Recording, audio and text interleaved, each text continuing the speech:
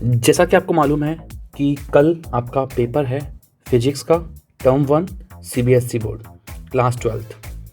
अब कुछ ऐसे क्वेश्चंस हैं मेरे पास जो मुझे लगता है कि कल आ सकते हैं। जैसे पहले मैं आपको स्ट्रक्चर समझाता हूँ, क्या है फिजिक्स पेपर का स्ट्रक्चर। मैक्सिमम मार्क्स जो हैं आपके वो हैं 35। क्वेश्चंस कितने करने हैं, तो कुल मिलाकर जो क्वेश्चंस हैं आप देखिए 25 क्वेश्चंस सेक्शन ए में है, 24 सेक्शन बी में है, 6 सेक्शन सी में है। इनमें से कितने कितने करने हैं, 25 में से 20 करने हैं, 24 में से कोई भी 20 करने हैं और 6 में से 5 करने हैं। कुल मिलाकर देखा जाए तो 55 क्वेश्चन हैं जिसमें से 45 करने हैं। तो फिर एक क्वेश्चन कितने मार्क्स का पड़ा, एक क्वेश्चन जो आपको लगा वो लगा 35 मार्क्स आ रहे हैं 45 क्वेश्चंस करने पर। तो डिवाइड करके देख सकते हैं कितना बैठेगा, ठीक है, जो भी बैठेगा। बट आपको ये नहीं सोचना है कि कौन सा क्वेश्चन कितने मार्क्स का, सारे क्वेश्चंस इक्वल मार्क्स के हैं। आप देख सकते हैं लिखा हुआ है all questions carry equal marks. अब बात करते हैं नेगेटिव मार्किंग नहीं है, तो जैसा कि आपको मालूम है जेईई और नीट के अंदर होता है कि नेगेटिव मार्किंग होती है, कंपटीशन एग्जाम्स में ऐसा होता है, बट यहाँ नहीं होगा। अब सेक्शन है, तो जैसे आप एग्जाम में जाओगे तो इसको पढ़ने की जरूरत नहीं है, सीधा क्वेश्चन पे जाएं, टाइम वेस्ट ना करें। मैंने एक ऐसा क्वेश्चन बनाया जो मुझे लगता है कि कल आ सकता है, राइट, ओके। क्या है क्वेश्चन और इसको मैं सॉल्व करके बताऊंगा आपको। What is the electric potential due to an electric dipole at an equatorial point, assume that electric potential at infinity is 0। क्या है क्वेश्चन, तो क्वेश्चन ये बोल रहा है कि माइनस और प्लस चार्ज का एक डायपोल है, नॉर्मली होता ही यही है, ठीक है। आपको बोला गया है कोई एक पॉइंट लो इक्वेटोरियल प्लेन पर। इक्वेटोरियल प्लेन कहाँ होता है, आप देख सकते हैं इक्वेटोरियल प्लेन होता है बिल्कुल बीच में से निकलता है, दोनों पोल्स के, दोनों डाइपोल मतलब दोनों चार्जेस के बिल्कुल बीच में निकलता है, राइट। और ये पॉइंट है P जिस पर आपको निकालना है पोटेंशियल। अब पोटेंशियल जो फॉर्मूला होता है, अच्छा ये जो मैं सॉल्व कर रहा हूँ ये आपको सॉल्व वहाँ नहीं करना है, रफ के अंदर भी आपको दिमाग में तुरंत ये लाना है कि पोटेंशियल का फॉर्मूला है क्या डाइपोल के लिए, KP minus KP cos theta upon R square, right. अब क्या करना है आपको सिंपली ये करना है कि कहाँ V 0 होगा। जहाँ V 0 को देखो K तो कांस्टेंट है, डिस्टेंस 0 हो नहीं सकती या इन्फिनिटी नहीं हो सकती, ठीक है। तो ये तो कांस्टेंट है, P भी कुछ ना कुछ होगा, तो मेन जो टर्म बची वो बची cos थीटा, कहाँ 0 होगा, ठीक है। तो electric potential due to electric dipole equatorial point पे कितना है ये पूछा गया है। अब आपको ये मालूम होना चाहिए कि आपसे V इक्वल टू 0 नहीं पूछा है, आपसे पूछा गया है कि आप इक्वेटोरियल पॉइंट पर जब पहुंचो, तो इक्वेटोरियल पॉइंट पर जब पहुंचोगे तो आपको ये मालूम होना चाहिए कि डाइपोल मोमेंट वेक्टर होता है P और पोजीशन वेक्टर होता है सेंटर से P पॉइंट तरफ R वेक्टर। तो R और P के बीच में एंगल हो गया 90, ठीक है। जैसे आप 90 रखोगे की जगह पर थीटा की जगह रखोगे 90, तो आपको V 0 मिल जाएगा क्योंकि cos 90 होता है 0। तो ये जो फॉर्मूला है, मैं इसको क्वेश्चन को समझकर आपको शॉर्ट में बताऊं तो ये क्वेश्चन जो है बेटा सीबीएसई बोर्ड में आ चुका है। ये क्वेश्चन कोई मैंने बनाया हुआ नहीं है, ये आ चुका क्वेश्चन है। और यदि ये क्वेश्चन आ चुका है तो ये मान के चलो कि ऐसे ही क्वेश्चन आने वाले हैं। मेरे पास कोई लीक की न्यूज़ नहीं है, मेरे पास जो न्यूज़ है वो है लास्ट ईयर का एक्सपीरियंस। और जो लास्ट ईयर का एक्सपीरियंस वो मेरा ये बोलता है कि जिस प्रकार सैंपल पेपर में जो क्वेश्चन नंबर 1 डाला गया है उसके आसपास मिलता जुलता क्वेश्चन ये आना चाहिए इस तरह का। तो आप क्या करोगे, इस क्वेश्चन से इस चीज सीखने को मिलती है कि जितने भी इलेक्ट्रिक पोटेंशियल डाइपोल के हैं, राइट, और इलेक्ट्रिक पोटेंशियल जितने भी फॉर्मुलेज हैं वो आप सब याद करके जाओ, आपको डेफिनेटली एक क्वेश्चन सही मिल जाएगा, गारंटी है मेरी, ओके। और मैं भी यहीं पे हूं, मिलते हैं 10 तारीख को, मतलब कल शाम को, और फिर पूरे पेपर का डिटेल डिस्कशन करेंगे। चलिए क्वेश्चन नंबर 2 पे आइए। क्वेश्चन नंबर 2 क्या बोलता है, अब ध्यान से देखिए। 2 identical metallic sphere shell A and B having charge plus Q and minus 10Q are kept at a certain distance apart, ठीक है। A third identical uncharged C is first contact with sphere A then B, और फिर उसके बाद A और B को आपने touch किया आपस में, then separated, फिर उनको अलग कर दिया। Find the charge on the sphere and B। 3-4 process है, देखिए। पहले A और B पर चार्जेस कितने कितने थे, +4Q एंड -10Q, एक अनचार्ज लाया गया सेम साइज का C, उसको इससे टच कराया गया, व्हाट विल हैपन, चार्ज हो जाएगा हाफ हाफ, इस पर हो जाएगा +2Q, इस पर हो जाएगा +2Q, क्योंकि नेट चार्ज है 4Q, तो 4Q का हाफ हाफ हो जाएगा। फिर अगले स्टेप में क्या किया, मैं कलर चेंज कर रहा हूं ब्लू, फिर इस C को लेकर B से टच करवाया, अब इस पर +2Q है और यहां है -10Q, net charge -8Q, half half करो तो ये बचा -4Q, -4Q, राइट। अब आपको क्या करना है, तीसरे स्टेप के अंदर, फाइनल स्टेप के अंदर A और B को टच करवाना है। तो A पर चार्ज कितना है, A पर चार्ज हुआ था +2Q, इस पर हुआ था -2Q, ऐड करो -2Q आएगा, उसका हाफ हाफ करो, तो हाफ हाफ करने पर जो आंसर आएगा वो आएगा -Q। तो इसका मैं कलर चेंज कर देता हूं, finally answer will be in green colour, तो -Q एंड -Q, तो आंसर विल बी -Q।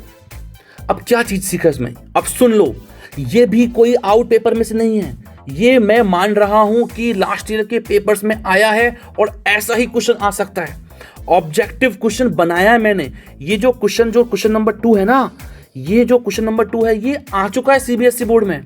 मैंने तो बस ऑप्शंस क्रिएट किए हैं, ऐसे ही क्वेश्चन आएंगे। That is the paper leak from my side. Okay, easy लगा? चलो, कोई भी डिस्कशन, कोई भी क्वेश्चन क्यूरी हो तो ये मेरा नंबर है, आप इस नंबर पर कॉल कर सकते हैं।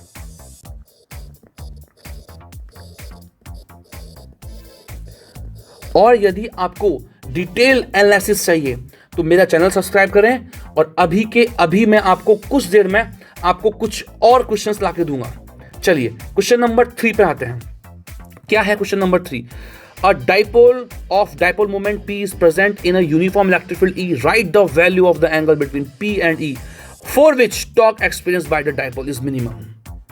अब ये क्वेश्चन भी बच्चा आ चुका है, मैंने तो बस ऑप्शंस क्रिएट किए हैं और मुझे लग रहा है कि ऐसे ही क्वेश्चन आने जा रहे हैं।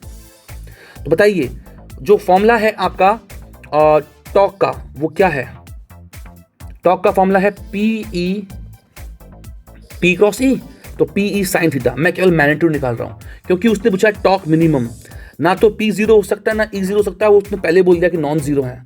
बचा साइन का मिनिमम वैल्यू होता है 0। साइन का मिनिमम वैल्यू कितना होता है? 0। तो थीटा उस केस में कितना हो जाएगा? साइन थीटा 0 कब होता है? जब थीटा होते हैं 0 डिग्री एंड 180। ध्यान देना, इसके अंदर 0 भी है, 180 भी है। कौन सा टिक लगाएं? नहीं, बेस्ट ऑप्शन चूज करना है आपको, बोथ 0 एंड 180, बोथ 0 एंड 180। ध्यान दीजिए इस चीज को, ठीक है? बच्चे यही गलती करेंगे। क्या सीखा इस क्वेश्चन में? इस क्वेश्चन में सीखा कि टॉर्क वाले जितने भी क्वेश्चंस हैं लास्ट ईयर के बोर्ड्स में आए हुए, वो सब देख जाओ, कुछ मत पढ़ो, कोई शीट, कोई एनसीईआरटी, कोई बुकलेट नहीं। केवल अब आपके पास मात्र लगभग, जब मैं वीडियो पोस्ट करूंगा तो 24 आवर्स से कम बचेगा। उस केस में आपको सारे फॉर्मूलेस देखने हैं। मैं आपको गारंटी दे रहा हूं, कम से कम आपके 80% मार्क्स आएंगे यदि आप सारे फॉर्मूलेस देख लोगे। चलो एक क्वेश्चन और देखते हैं, आइए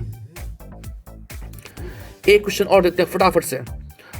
2 capacitors of capacitance 6 microfarad and 12 microfarad are connected in series with a battery. The voltage across 6 microfarad is 2 volt. Compute the total voltage of battery. अच्छा, तो क्या है सिस्टम? ये देखिए, एक कैपेसिटर, दूसरा कैपेसिटर, और ये लग रही है बैटरी। डोंट वरी, वीडियो बहुत ज़्यादा लंबा नहीं है, इसको ध्यान से देखो। आपके केवल और केवल 5 मिनट और लूंगा और आपको समझाऊंगा कि क्या है इस क्वेश्चन। पूरा ध्यान से देखना। देखो, मेरा जो एक्सपीरियंस है मैं आपके साथ शेयर कर रहा हूं। आप चाहो तो इस पेपर को आगे भी शेयर कर सकते हो, मुझे उसकी कोई टेंशन नहीं होती। मुझे मालूम है कि इसमें से 5 में से कम 4 क्वेश्चन तो डेफिनेटली एज इट इज मिलने वाले हैं आपको। मैं कॉन्सेप्ट की बात कर रहा हूं, क्वेश्चन की बात नहीं कर रहा। कॉन्सेप्ट सीख के जाओ मुझसे आज जल्दी से। 6 माइक्रोफैरड, 12 माइक्रोफैरड, और बैटरी का वोल्टेज, सॉरी ये 2 वोल्ट नहीं दिया, 2 वोल्ट दिया है इसके ऊपर, इस कैपेसिटर के ऊपर 6 माइक्रोफैरड के ऊपर 2 वोल्ट्स। अब पूछा क्या गया है? इस वोल्टेज को पूछा गया है, इस पर कितना वोल्टेज है मुझे बताओ। सीरीज के अंदर क्या सेम होता है? Q = CV में ध्यान दोगे तो Q सीरीज में सेम होता है। सीरीज में चार्ज का डिस्ट्रीब्यूशन सेम होता है, सारे कैपेसिटर पर चार्ज सेम होगा। यहां पर 2 ही हैं, तो ध्यान से देखेंगे तो V जो है वो डिपेंड करता है 1/C पर। बताओ कैपेसिटेंस किस रेशो में है?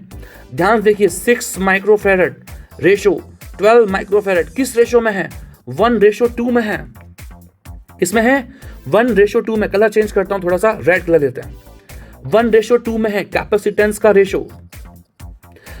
कुछ थ्योरी आपको नहीं लिखनी है, केवल समझो कितना इजी है। 1:2 में है तो बताइए यदि यहां पर 2 वोल्ट है तो इस कैपेसिटर पर कितना वोल्टेज आने वाला है?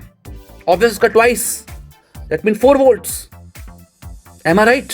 यदि कैपेसिटेंस किस रेशो में है तो ध्यान दीजिए, तो कैपेसिटेंस जिस रेशो में है, वोल्टेज जो रेशो आएगा वो आएगा V2/V1।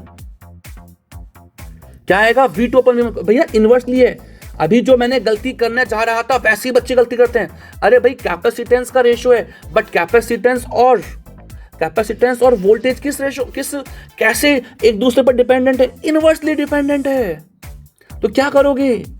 वोल्टेज का जो रेशो आएगा वो कैपेसिटेंस के रेशो के इनवर्स होगा। ये देखिए, तो बताइए ध्यान से सब लोग बताइए, V1 को यदि V1 के पास 2 रेशो है तो V2 के पास कितना रेशो होगा? 1। दैट मीन उसका हाफ। दैट मीन यहां पर हमको लिखना है 1। मैं कलर चेंज करता हूं, that is will be 1 volt. ये गलती मत करना जो मैंने पहले करा था, कैपेसिटेंस के रेशो में वोल्टेज ले जाते हैं, नहीं, उसका इनवर्स है। तो 2 + 1, बताइए बैटरी जो भी वोल्टेज देगी वो इन्हीं में तो डिस्ट्रीब्यूट होगा। बताओ कितना वोल्टेज आ रहा है दोनों कैपेसिटर मिला के? 2 + 1 तो 3 volt is the correct answer. क्या सीखा?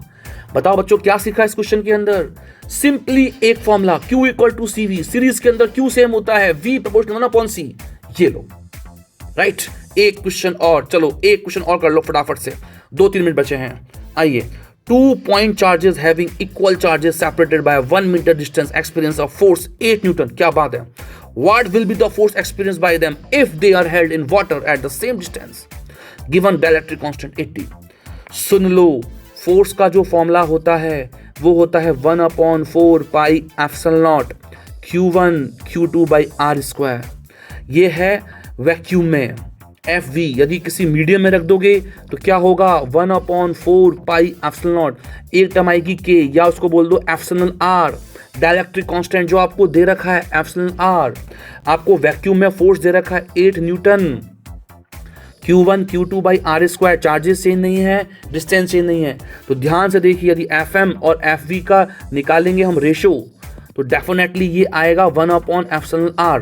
दैट मीन यदि आपको FM निकालना है तो वो आएगा FV/εr। FV आपको दे रखा है वैक्यूम में फोर्स 8 न्यूटन और εr दे रखा है 80, तो 8/80 0.1। क्या चीज सीखा बेटा इसमें? आपने सीखा ये वाला फॉर्मूला। अब मैं क्या दिया? मैंने तुमको बस ये बताया कि लास्ट ईयर ये क्वेश्चन आ चुका है, ये 5th क्वेश्चन भी लास्ट ईयर आ चुका है। मैंने तो बस ऑप्शंस क्रिएट किए। तो क्या करना है आपको? अभी के अभी जितने भी मैंने 5 क्वेश्चन दिए हैं, इन क्वेश्चंस के अकॉर्डिंग अपनी थ्योरी सेट करनी है। केवल लास्ट ईयर के आए हुए क्वेश्चंस के फॉर्मूले पढ़ने हैं, राइट? कर लोगे? ये 5 क्वेश्चन सैंपल थे। यदि आपको और सैंपल चाहिए तो मेरा चैनल सब्सक्राइब कर सकते हो, बेल आइकन दबा सकते हो, तो तुरंत आपको लेटेस्ट अपडेट मिल जाएगी। ठीक है बच्चों? और ये रहा मेरा नंबर। आपका जो भी नाम है, नाम के साथ मुझे टेक्स्ट मैसेज कीजिए, व्हाट्सएप कीजिए, मैं आपको रिप्लाई जरूर करूंगा। ओके? जो भी टेंशन है, अपनी टेंशन खत्म करो, मैं हूं आपके साथ में। और इसके कोई चार्ज नहीं है, दैट इज फ्री। और मैं आपको चैलेंज के साथ बोल रहा हूं कि 5 में से 4 क्वेश्चन का कॉन्सेप्ट एज इट इज आएगा। आप देख लो, 90 मिनट्स हैं। 90 मिनट्स के अंदर आपको कितने क्वेश्चंस करने हैं? 45 क्वेश्चंस करने हैं। 45 क्वेश्चन मतलब पर मिनट पर क्वेश्चन। एक क्वेश्चन के लिए आपको मिलने वाला है 2 मिनट्स। और अभी हमारा टाइम हो रहा है 15 मिनट से कम हो रहे हैं। मतलब मैंने 5 क्वेश्चन आपके सामने अभी के अभी सॉल्व किए और less than 15 minutes, that mean आपको समझाया भी है। तो मेरे ख्याल से आप 10 मिनट में कर पाओगे क्वेश्चंस। 5 क्वेश्चन 10 मिनट में कर पाओगे? एक बार और देखो। पहला क्वेश्चन पोटेंशियल जो कि है डाइपोल पर डिपेंडेंट।